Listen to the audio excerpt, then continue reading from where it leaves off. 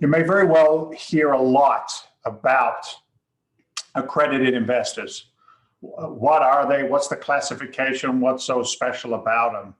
Basically, the term accredited investor is created by the Securities and Exchange Commission, the governing body over alternative investments.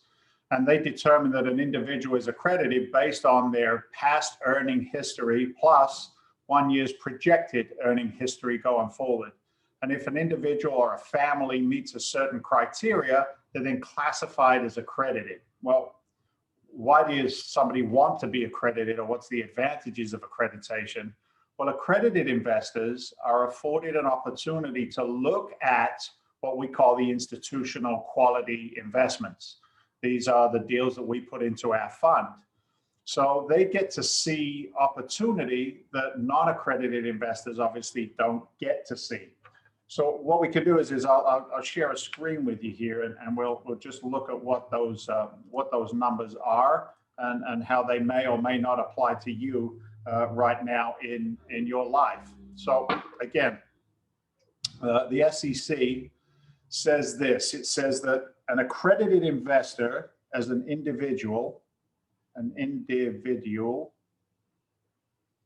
has the earning potential, or has earned the prior 2 years $200,000 or more, and has an expectation of earning that same amount of money in the next year, okay, in the next year.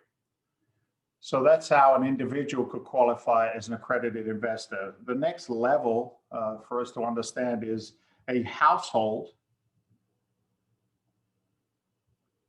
husband and wife, a couple, significant other couple. That household, if the household has a combined earning of $300,000 plus a year, and also has the expectation of the same the following year,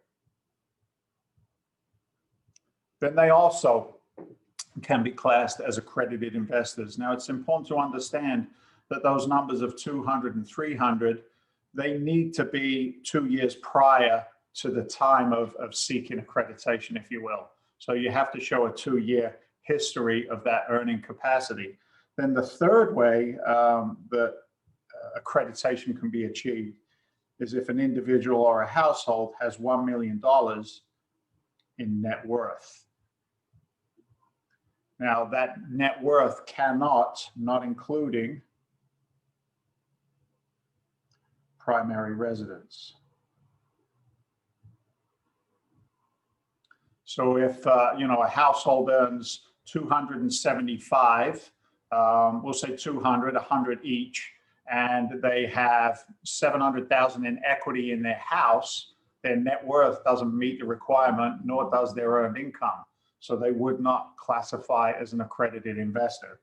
So it's interesting. The reason why the SEC puts these parameters there is to protect the investor, and then also protect us as the fund managers or the fund, the offering that's there for the investors to look at. It's interesting how they determine that because somebody has an earning capacity, they have an intelligence around investing. And some people just don't know what they don't know going forward. So again, accredited investors have access to our investment.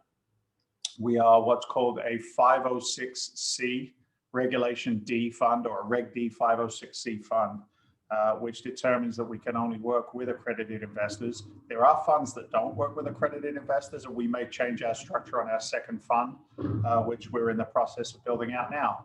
So stay tuned on that. Accredited investors, 200,000 a year or more individual, 300 for a family, or $1 million in net worth going forward. Okay, you're getting this. It's not that hard, right?